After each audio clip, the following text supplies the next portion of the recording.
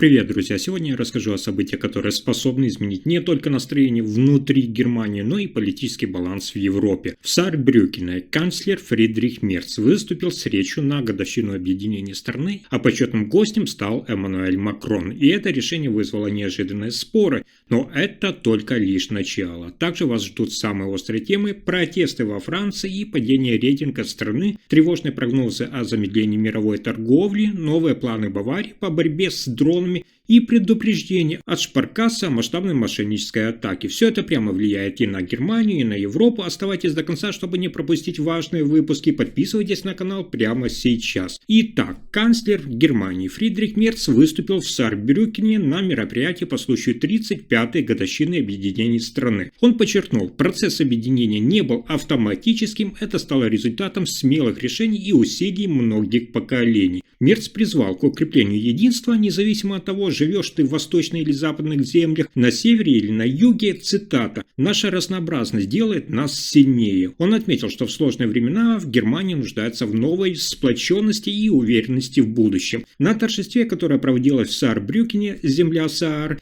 принимают участие государственные лидеры региона. Среди них премьер-министр земли Саар Анке Рёлингер, которая, как действующий председатель Бундесрата, почетным гостем назван президент Франции Эммануэль Макрон, который планирует также выступить. Мерц заранее разместил в своих каналах сообщения. Он просматривал и корректировал текст выступления буквально до последнего момента, чтобы акцентировать внимание на настоящее и будущее, а не исключительно на историю. Он заявил, что хочет собраться заново и смотреть вперед, поскольку страна переживает непростое время. Канцлер уже ранее заявлял, что не намерен уделять чрезмерное внимание прошлому, но будет поднимать темы, которые считаются наиболее важными для страны. Он рассчитывает, что его речь станет стимулом к действию и призывом к национальному единству.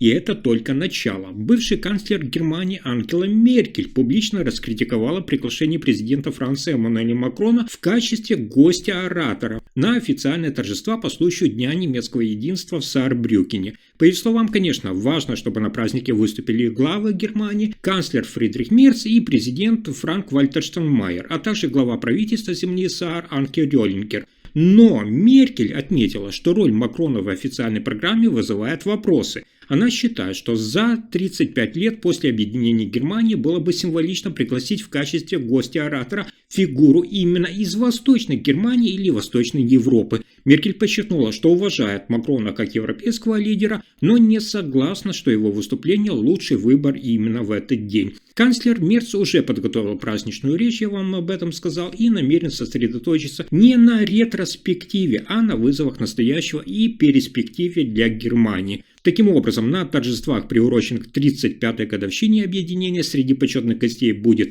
Макрон вместе с Мерцем, Штайнмайером и региональным лидером Рёлингер.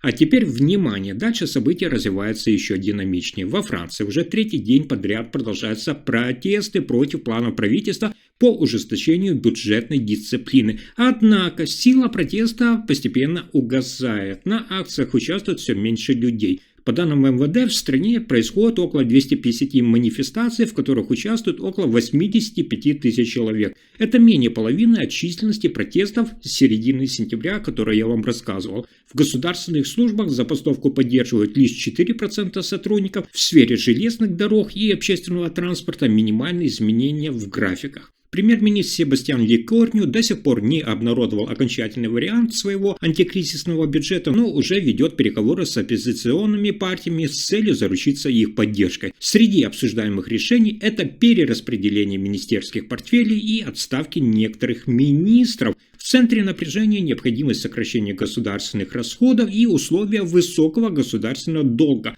Напомню, около 115% ВВП. Рейтинговое агентство Fitch недавно понизило кредитный рейтинг и всей страны Франции, обострив проблемы доверия инвесторов. Экономические последствия возможны, кстати, и серьезные. Если протесты ослабнут еще слабее, правительство сможет продвигать планы по затягиванию поясов без массового сопротивления. Если же оппозиция, наоборот, вернется к активным действиям, ситуация может снова обостриться. Следующая тема заставила многих задуматься. Экономисты предупреждают, уже в 2026 году мировая торговля может резко замедлить свой рост. Причиной называют торговые войны и рост тарифов, в первую очередь со стороны Соединенных Штатов Америки. Если сейчас мировой экспорт и импорт растут примерно на 2% в год, то через год рост может составить меньше 1%. По оценке экспертов Alias Trade, в 2025 году экономика еще держалась за счет заранее сделанных заказов и ускоренных поставок. Но это было лишь временным эффектом.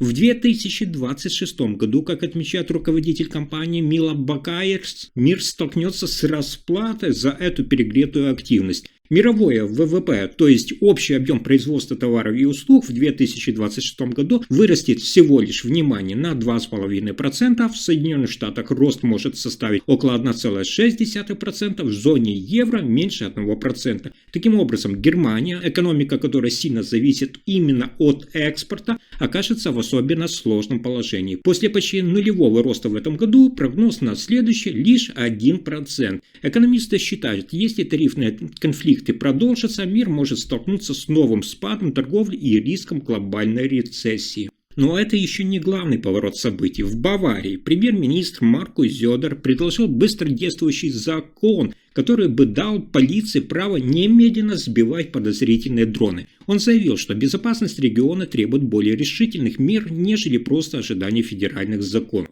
Зёдер подчеркнул, цитата, «Мы хотим действовать, а не ждать. Если дрон угрожает, полиция должна иметь возможность действовать быстро и самостоятельно. Внимание!» Он также анонсировал создание собственного баварского центра по разработке перехватчиков дронов, так называемых охотников дронов, которые могут перехватывать либо уничтожать чужие аппараты. По его словам, этот земельный закон будет согласован с федеральным уровнем, но станет более жестким, чем планы на общенациональном уровне. Он хочет, чтобы полиция имела законные основания для решительных действий. В дополнение к праву сбивать дроны, Зёдер предлагает разрешить полиции принимать решения быстро, без длительных согласований, особенно в экстренных ситуациях. Идея уже вызвала споры, одни приветствуют ее как необходимую защиту от угроз воздушного пространства, другие опасаются рисков, ошибок нацеливания, падения частей дронов в населенных районах или нарушения прав граждан. Закону предстоит пройти еще юридические и парламентские процедуры, но если он будет принят,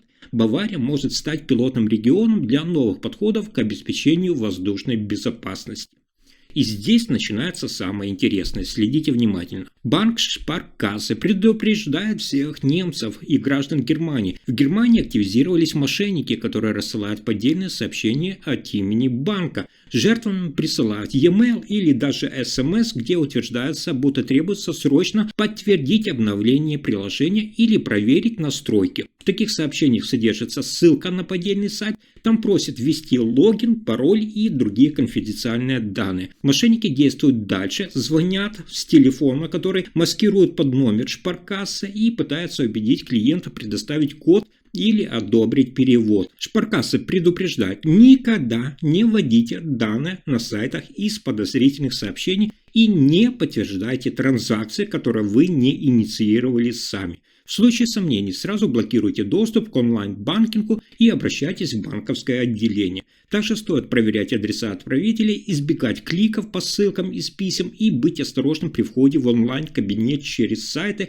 полученные из тех же писем. Важно помнить, настоящий банк никогда не попросит через e-mail или SMS вводить логин и пароль, особенно с угрозами или ультиматумами. Если информация оказалась полезной, ставьте лайк, подписывайтесь на канал и делитесь видео. Спасибо за просмотр.